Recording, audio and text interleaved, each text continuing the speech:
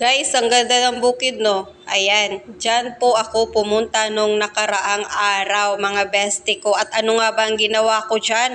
Nag-attend lang po ako ng graduation ng aking pamangkin. Oo, mga loves, magkukwento ako sa video na ito. Ito na nga po yung nasa loob na kami para pumasok sa venue, mga bestie ko. At nag-aantay po kami ng kasama namin si Ate Glena. Oo, habang nga po kami ay nag-aantay. Oo, nasa taas na kami, nauna pa kami. Nauna pa kami sa taas. Oo, mga bestie ko. Kaya first honor kami sa upuan. At itong aking kapatid ay di mapakali kung nasaan na nga sa Tiglina. Nasaan na nga ba? And alam mo ba, mga bestie ko, napakaganda sa labas. Siyempre, napavideo tayo. Kasi tingnan niyo, mga loves ko, ang ganda ng paligid.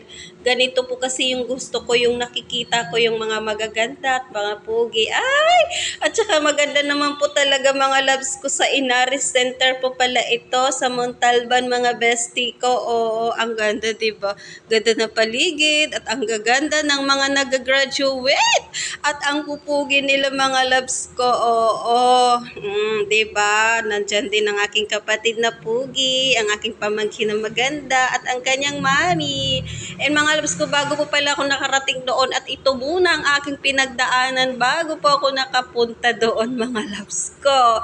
Pagdating ko nga po pala dito sa aking pinuntahan ay naligaw po si lingkod. Ganun po yata talaga ng mga loves kapag hindi ka na umaalis ng bahay.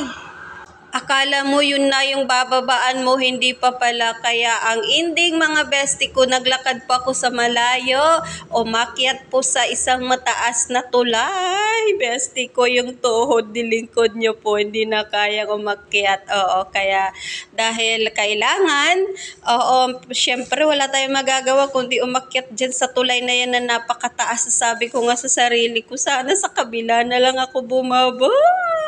Kasi alam niyo ba, bestie, napakataas po. Ayan, o, diba? Yan po yung nilakad ni lingkod nyo, diba?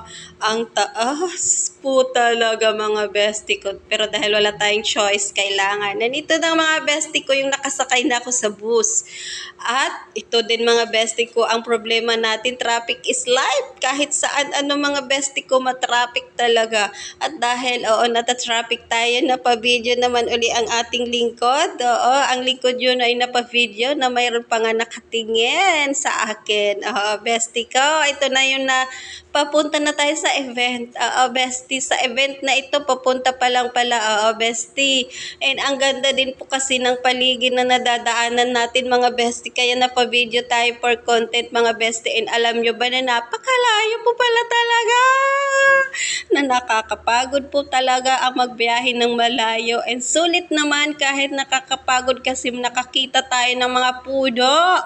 Oo, ang ganda ng paligid. At ito na ngayon, nandiyon na kami, mga bestie kong tunay. Nasabi ko ang pugi ni Mamang Pulis Charis. And mga bestie ko, nandito na po tayo sa loob. Ito na yung sa loob, mga bestie ko, yung sa event na talaga, yung mga nag-graduate na yan, mga bestie ko. O diba ang dami nila? Nasabi ko na lang ay congratulations sa inyong lahat. Oo, hindi pa po yan ang dulo, yan ay umpisa pa lang.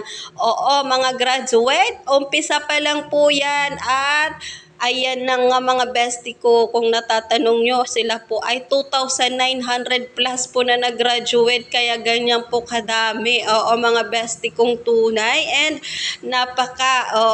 napakaswerte ko dahil naka-attend ako ng ganitong event. Nasasabi ko sa sarili ko ay congratulations self dahil isa ka sa nakasaksi sa ganitong event na graduation. Oo, mga bestie ko, na-share ko lang, nasabi ko, congratulations na lang sa kanilang lahat at sa mga parents po, syempre, na nag-sacrifice para makatapos ang kanilang mga anak. Congratulations po talaga sa inyo. And that's all, mga bestie ko. Thank you. Maraming thank you po sa panood sa aking video. Sa susunod ulit na video, ha. Please, panoorin nyo ng buo. Nagputos. Thank you.